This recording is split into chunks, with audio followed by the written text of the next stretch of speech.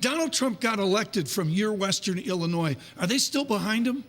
I think so. I think what's going on right now is a terrible distraction. And as you were just discussing, Tom, I think, there are going to be people that are going to want to get to the root of this thing and have, a real dissectomy of what's going on. Okay, you and I are the fossils in the room that remember 1973-74. Dan Rather's out on Twitter last night respectfully suggesting, this has a little bit about Watergate to it. Are we at a point yet or soon where your world of tax reform, investment, infrastructure gets derailed by the distraction of Russia or whatever? Yeah, I think that's a very legitimate point. Obviously, we are very excited within the business community about the prospects of what we heard. Corporate tax reduction, repatriation, globalization. Right. Well, the market loves it. And even you're making money. Well, not as much as you, but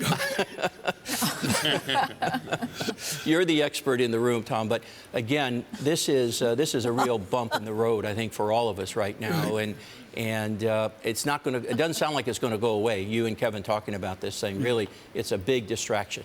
Huw, I don't know how to look at this. This is either kind of a Watergate moment, or this is the institutions of America are working. Yes. The market seems to have a bet in saying, actually, the institutions are there in check, and so he'll reflate the economy and we'll all be fine. Are they right in thinking that?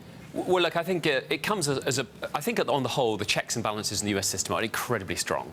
And so I think the market is taking a view that the reflation, and to be honest, the increase in global growth even before Trump is actually now starting to spread. And I'm really struck by the optimism in the market.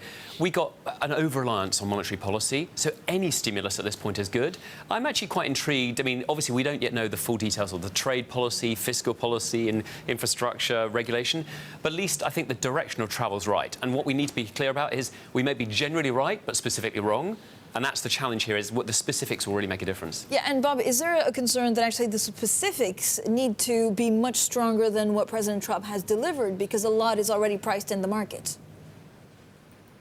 Yes, I think, Francine, a couple of things. First of all, the banks are doing extremely well right now, as you've pointed out, with higher interest rates.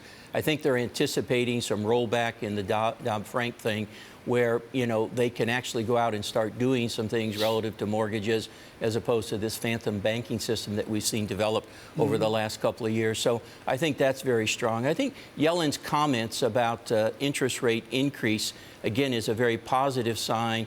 One, strengthen the economy. Two, again, you've seen the impact on the banks, Tom, so I think that's a very good thing. We're getting the usual dose of Nardelli optimism. Huw, straighten him out, okay, please. Help me here with the fact I've got a run rate of U.S. GDP of 1.9%. Where's the growth? When's the growth? Well, I think there isn't maybe enough growth, but you could be knocking between 3 to 4% GDP growth globally this year, and certainly I would hope we could potentially be near the upper end. But to be honest, the interest rate out environment really makes a huge difference. I mean, if you price in the dot plots, you get a 15 to 30% increase in bank earnings. Now, we've already had the bank sector rally over 20%, so I think it needs to come from either higher activity and therefore higher growth, as you say, Tom, or also a much stronger sense that the change in the regulatory agenda makes a difference. And you obviously got Tarullo coming on next. I think he's not going to be talking about rolling back, but simply the ratchet stopping makes a difference, because the rules today for a bank is 5% leverage ratio. They were arguing for 10. And so at least not, I think just simply standing still gives the banks more confidence that they can work through their issues. Right, but Huw, why are we not actually talking about a trade war? Why is the market completely ignoring the fact that we could see tariffs up, and this is what he promised in campaign trail? So far, he's delivered everything he said in that campaign trail. I'm really struck with this, because I think what we haven't yet fleshed out is what does economic nationalism really mean in practice. And I'm completely with you, Francine. I really want to understand what does that mean for the relationship, not just with Mexico, but with China, with India. And obviously, China is the epicenter of the discussion.